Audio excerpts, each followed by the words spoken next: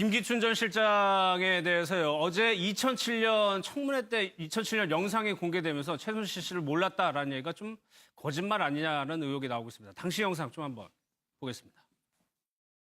최순실을 제가 알았다면 뭔가 연락을 하거나 한 통화라도 한번 있지 않겠습니까? 우리 한나라당 후보 검증 청문회입니다. 그런데 최순실을 몰랐다? 이게 앞뒤가 안 맞죠. 지금 그렇죠?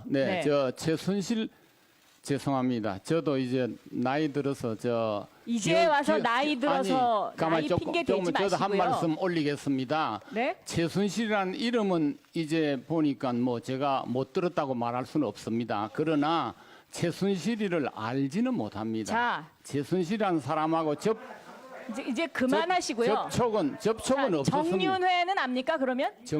정윤회도 모릅니다. 접촉한 일이 없습니다. 거짓말하지 마세요. 아니, 2004년도에 국회의원이셨죠? 저하고 똑같이. 물론 그렇습니다. 네? 그런데 2004년도에 정윤회가 박근혜 의원의 비서실장이었습니다. 그렇지만 그때 의원회관에 정윤회를 만나러 제가 간 적이 있어요. 의원회관에서 만났어요. 저는 이거는 몰랐습니다. 정말 하늘이 두렵지 않습니까? 접촉한 일이 없습니다.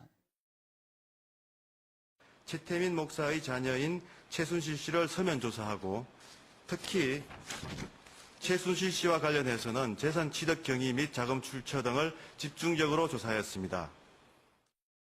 저 영상인데 저때 서 변호사님이 잘 아시죠? 저 상황. 예, 저는 이게 그때 이명박 대통령 MB 캠프의 법률 지원단이 있었고요. 예. 그리고 김기춘 그분은 이게 박근혜 캠프의 법률 지원 단장이었습니다. 예. 근데 그때 김혜호 목사라는 분이 최태민, 최순실, 박근혜 5대 거짓말 의혹을 제기했는데 그렇죠. 그때 이게 최순실만 유일하게 이게 고소를 해왔어요.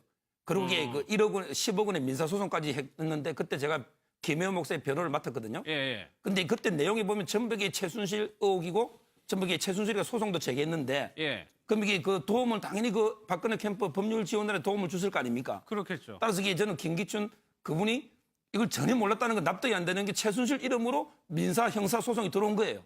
우리 박근혜 대통령 이름으로 들어온 건 없고요. 예. 그래서 저는 이게 납득이 안 되고 예. 두 번째는 이게 저는 위정죄라는 게요. 한석이 객관적으로 허위 사실 적극적으로 하는 게 위정 물론 되지만 예.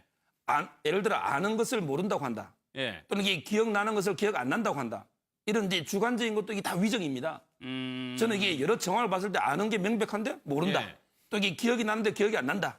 이것도 이게 충분히 위정이 된다고 봅니다. 그러니까 2007년도에 박근혜 캠프의 법률 지원 단장으로서 저 청문회 자리에 검증 작업에서 앉아가지고 보면서 미리 다 준비를 했던 사람, 실무를 총책임했던 사람인데. 아, 그럼요. 그때 당시에 영상이 어제 이제 청문회장에서 나오니까 그 노련하고 그렇게 빠졌던 박지원 대표의 얘기하면 법률 미꾸라지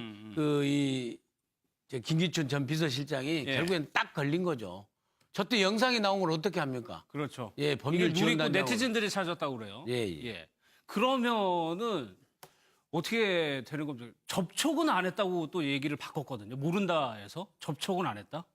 아니 그러니까 한 5주 전인가 제가 방송에서 얘기를 하고 그러니까 김기춘 그랬죠. 전 실장과 뭐 최순실 씨가 분명히 알 것이라는 쪽으로 얘기를 하니까 그때 방송 끝나자마자 김기춘 실장이 직접 전화를 해서 항의를 했었거든요. 나는 모른다. 모른다는 의미를 그때 분명히 그렇게 얘기를 했습니다. 직접 만나거나 통화한 적이 없다. 이렇게 얘기를 했었는데 이번에 증언을 하면서는 최순실 존재도 모른다. 이번 사태를 통해 처음 알게 됐다. 그렇죠. 저는 이 증언이 나오는 거 보고 아니 그건 좀 너무 심하지 않느냐. 직접 만나지 않았다. 그다음에 통화하지 않았다는 거는 또 뭐 그럴 수도 혹시 있을지 모른다. 그렇지만은 존재 자체를 몰랐다는 것은 너무 심한 증언이다. 했는데 이제 저렇게 바로 그냥 직접적으로 동영상으로 아예 나오니까 더 이상 뭐 거부할 수도 없었겠죠. 그런데 이제 맨 처음에 나왔지만은 김기춘 전 실장이 최순실이라는 존재를 알았으면 연락이라도 하거나 통화라도 하지 않았겠느냐. 본인 입으로 그렇게 말씀하시는데 자 이제 존재도 알았는데 저희들이 진짜 묻고 싶네요. 존재도 알았고 그다음에 아까 조원동 전 수석처럼 저렇게 말이 안 되는 밑에 데리고 있는 수석 비서관들이 말이 안 되는 일을 겪고 있는데 왜 연락도 안 해보시고 통화도 안 해보시고 만나보지도 않으셨는지 제가 오히려 묻고 싶네요. 거기다가 차은택 씨가 최순실 씨가 그랬다는 거예요. 김기춘 실장 고집 세다고. 이것도 접촉이 있었다는 거 아닙니까, 이거는? 그렇게 이제 유추할 수 있는 부분들이 있죠. 그리고 뭐 서로 직접 접촉은 없었다고 하더라도 여러 가지 과정을 통해서 서로에 대해서 잘 알고 있었을 것은 뭐 분명해 보이고요. 예. 특히 지난 2014년 11월 달에 공개됐던 이른바 그 정윤회 문건 있지 않습니까? 그 문건이 전부 5개인데 예. 거기 3개 부분에 이제 최순실 씨 얘기가 나오거든요. 나오죠. 그러면 그게 만들어진 시기가 2013년 초 뭐 이 정도 아닙니까?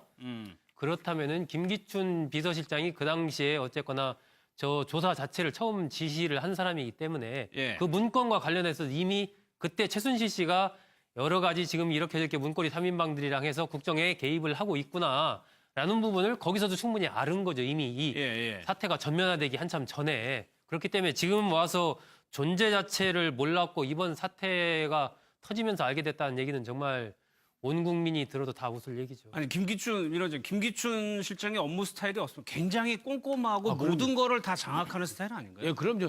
김기춘 비서실장 제일로 유명한 게요. 예. 그 퇴직해서 잠시 퇴직했는데 집에서 항상 일어나가지고 도시락 싸가지고 건너방에 가서 앉아서 근무하고.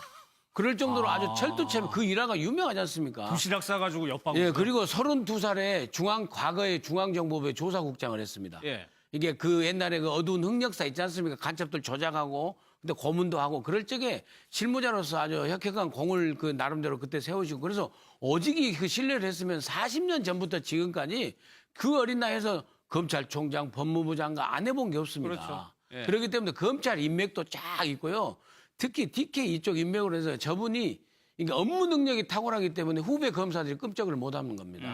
아주 그다음에 영민하고 그래서 일부에서는 아주 극히 조심스럽게 얘기를 하지만은 예. 워낙 치밀하기 때문에 이런 때를 대비해서라도 아마 김기춘 검사는 예. 최순실 씨를 일부러라도 직접 접촉은 안 했을 것이다. 다 사람 통해서 했을 것이다. 이런 이제 아주 조심스럽게 추측한 사람도 있거든요. 그런데 예. 몰랐었다는 것은 정말 말이 안 되는 거죠. 우리 소국장님 방금 얘기하셨지만 아니 그 정윤회 문건에 박관청 경정 보고서에 다 있었을 거 아닙니까? 최순실의 행적이. 그렇죠. 그걸 본인이 김영한 수석 딱 그 배제하고 이 우병우 비서관하고 해가지고는 그 문건 유출 사건으로 완전히 물꼬를 돌려버린 거 아닙니까? 예. 그런데도 최순실 씨의 이름을 몰랐다는 건 여태까지 정말 그 네티즌 수사대에 의해서 우리가 찾아내느라고 다행입니다. 다행. 예. 저희 제작진이 2004년도 사진을 2장을 가지고 준비했는데 정윤회 씨가 비서실장으로 활동했던 때하고 김기춘 전 실장이 한나라당 의원으로 활동할 때 이만큼 두 사람이 바로 지근거리에서 보좌를 하던 때였거든요. 그런데 서로를 모른다. 김기춘 실장은 정윤회 씨를 모른다라고 얘기를 하고 있습니다. 김기춘 전 실장은 저는 한마디로 표현하면 일종의 이제 권력 기술자다. 저는 이렇게 표현을 하고 싶습니다. 예. 이 굉장히 기능적으로 뛰어난 인물이고 업무 수행을 하는 부분에서 이미 30대 초반부터 유신헌법 초안을 만들 때부터 신직수 그 전 중앙정보부장 밑에서부터 활동을 했고 예. 35세에 이미 중앙정보부의 대공 수사국장을 했거든요. 35살에. 그렇기 때문에 이미 이 김기춘 전 실장의 몸에는 이 권력이라는 것을 어떻게 관리하고 유지하고 해야 하는 것이 어떻게 하면 된다라는 것이 상당히 체화되어 있는 겁니다. 그렇기 예. 때문에 이번에 이제 김영환 전 민정수석 그 비망록에도 많이 나오지만 이러한 부분에 이런 일이 발생하면 저기를 이렇게 쳐야 되고 이런 일이 발생하면 여기를 이렇게 해야 되고 이런 부분이 예. 너무나 정통한 이런 사람이기 때문에 이미 뭐 박정희 전 대통령부터 박근혜 대통령까지 이어지는 이 여기에서의 그야말로 핵심에서 움직인 몇 안 되는 사람 중에 한 명이었기 때문에 당연히 뭐 정윤회 뭐 비서실장이든 예. 문고리 3인방이든 최순실 씨든 존재를 다 알았겠죠. 아까 김영환 전 수석의 업무 일지에 이제 김기춘 실장이 지시한 거라고 나오는데 야간에 주거나 뭐 한번 볼까요? 휴일에 평일화, 가정의 초토화, 야간에 주거나 이게 김기춘 실장이 요구했다는 거. 그런데 이거 저 내용 자체만 보면 뭐 열심히 일하자 최선을 다해서 그러니까 저는 저렇게 일을 열심히 한 분인데. 아주 이게 부정적으로 뭐 볼 건 아닌데요. 예. 전 내용 자체는 그런데 저는 이게 변호사로 느끼는 게 우병우 수석도 마찬가지고요. 예. 김기춘 실장도 마찬가지고 이게 정말 정통 잘 나가는 법조인 아닙니까? 이런 분들이 이게 그 법률 지식을 정말 이게 국가나 공익을 위해 좀 쓰는 게 아니고 그렇죠. 꼼수로 어떤 자기 개인의 이익을 위해서 이게 쓰는 게 참 안타깝습니다. 예. 맨 밑에 라면의 상식화는 무슨 의미인지 모르겠네요. 예. 어제 서 변호사님 예. 최교일 의원이 검사 출신인데 김기춘 전 실장에서 굉장히 깍듯한 모습을 보였답니다. 저는 이게 이거 한마디로 하면요. 바로 이게 과공 비례라는 말이 있습니다. 과공 비례. 예. 이 말은 이게 지나친 공소는 예의가 아니다. 저는 이게 물론 법조 선배로서 어느 정도 예의는 갖추게 되지만 예. 정말 이게 90도로 숙여서 그래도 이게 정인 아닙니까? 이거는 신문하는 분이고 예. 저는 이게 그 과공 비례라 봅니다. 아니 도대체 어떤 의미길래 검찰에서는 어떤 의미길래 이렇게까지 하는 겁니까? 검찰에서는 이게 물론 뭐 대선배고 옛날에 이게 워낙 또 잘 나가는 걸 서로 땡겨주고 끌어주고 하니까 밀어주고 예. 아마 이게 그 최교일 저분이 이게 뭐 검사 생활할 때 아마 김기춘 총장이 상당히 많이 뭐 물심양 도와준지는 모르겠지만 그렇지만 이게 전 국민이 보는 청문회장에서 90도 인사는 좀 지나치다 이렇게 예. 보는 거죠. 아니 끝나고 뒤로 가서 이제 이렇게 90도로 인사하는 건데 최규일 검사장 아니 그 새누리당 의원은 그럴 수밖에 없습니다. 그러니까 왜요? 예. 아니 검사장 출신이지 않습니까? 근데 검사장을 승진할 적에요. 그 이렇게 백이 없으면 검사장 함부로 승진 못 하지 않습니까? 이게 TK 인맥에 예. 그 김기춘 비서실장께서 전 비서실장께서 법무부 장관 검찰총장 하면서 TK, PK 인맥에 예. 수장으로서 다 관리해온 그런 그 장이기 때문에 예. 그 신세에 앉은 사람이 거의 드물어요. 거의 지금 이제 50대 중후반 퇴직한 검사부터 검사장 예. 이상 하신 분들은 다 이래저래 신세를 질 수밖에 없는 거기 때문에 아마 그 선배도 검찰 선배도 선배지만은 아마 그 인사상에 있어서 크게 은혜를 입은 은인으로서도 가서 그런 감사한 마음으로 사적으로 예. 청문회 다 끝나고 뒤에 가서 90도로 인사한 겁니다. 청문회장에서 인사한다는 것은 말이 안 되죠. 그것은. 네, 네.